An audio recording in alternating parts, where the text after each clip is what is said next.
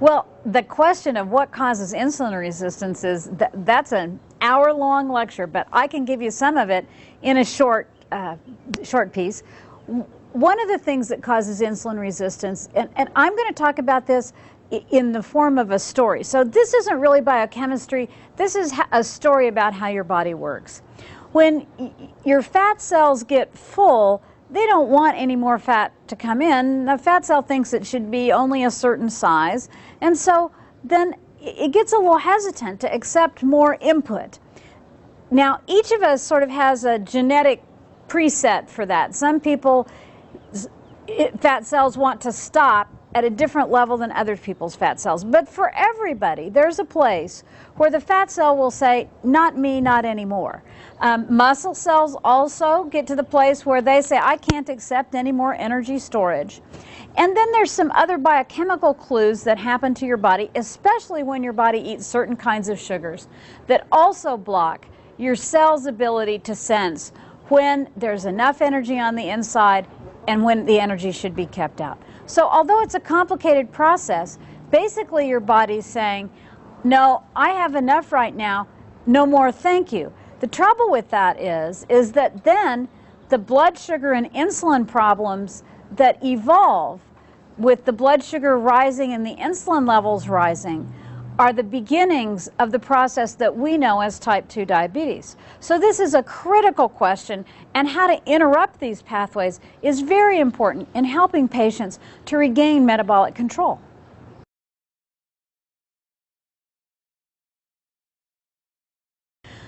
Insulin's role in the management of blood pressure, blood sugar, and fat stores is, again, oh, that's easily an hour lecture.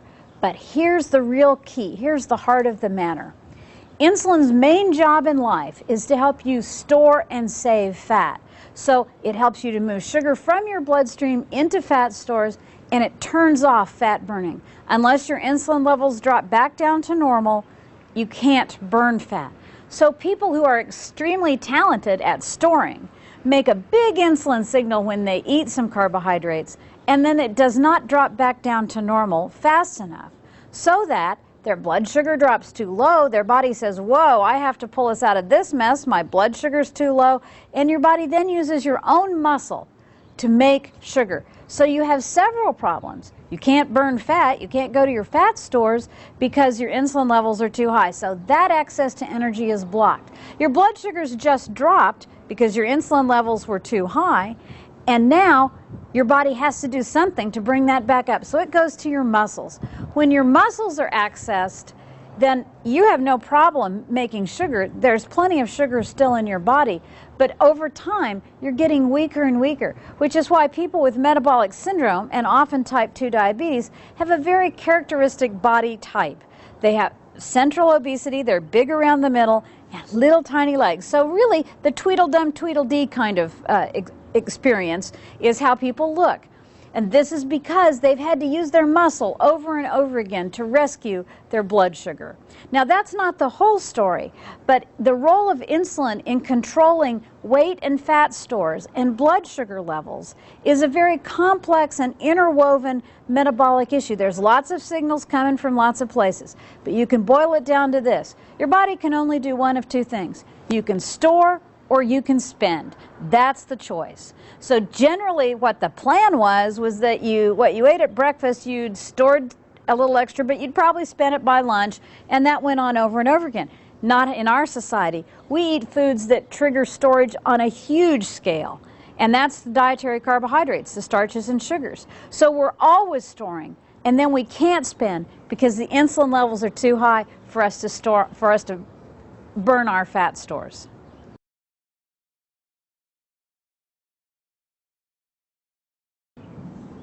Multiple factors can affect what your blood sugar levels are. It's true that the biggest signal for your body to make insulin is dietary starches and sugars, but other hormones can play a part as well. Even hormones like testosterone, progesterone, estrogen, the corticosteroids, and epinephrine, the fight or flight hormones. So when your body's stressed, your blood sugar automatically goes up. Well, now that makes sense to me. If something's chasing you and you need to get away, you know what? You need every bit of blood sugar available.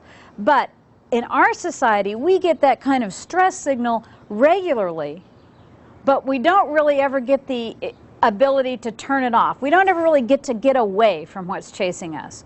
So there are lots of hormonal signals that are telling our bodies to disrupt the normal control of blood sugar that this whole system was put in place to handle. And we've switched things markedly, both with what we eat and with how we live, so that our bodies are continually challenged to maintain normal blood sugar balance. That's why many type 2 diabetics, if you progress along this pathway to type 2 diabetes, many people actually get to the place where their pancreas just cannot make any insulin anymore. It's exhausted by years of trying to control this up and down that happens because of our lifestyle and the food we choose.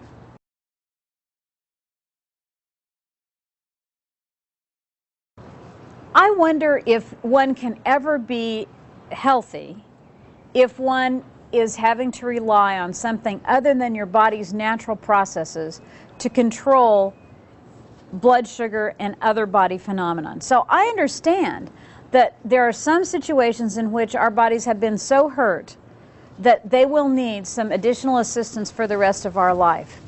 I can accept that. On the other hand, I don't believe that a blood sugar number that's normal when you're taking medicine means that you have normal blood sugar control. I think normal blood sugar control is when your body functions in such a way that it does not require medicine. Now, as I said, I recognize that in some cases there's been so much harm done that that's not possible. And yes, in those cases, we should use medication to help the person be as functional as possible. But let's be clear, that's not normal. Normal is when your body functions within the normal range without the help of medications, and I think that's how healthy should be defined.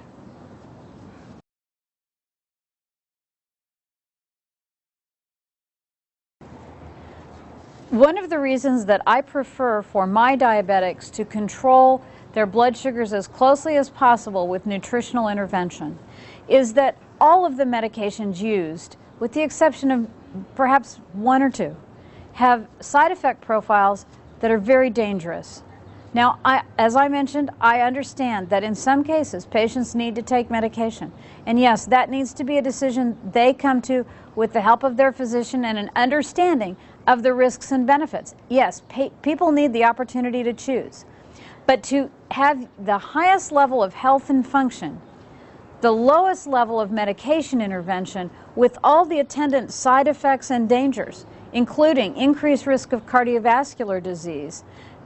As you probably know, many of these medications have actually been pulled from the market, and a recent trial where people were being tested to see if they could attain normal blood sugars with increased medicine, that was stopped because patients were dying at too high of a rate. The medications do come with risks, and if you can attain health and normal blood sugars by controlling what you eat, the fewer medications, the better.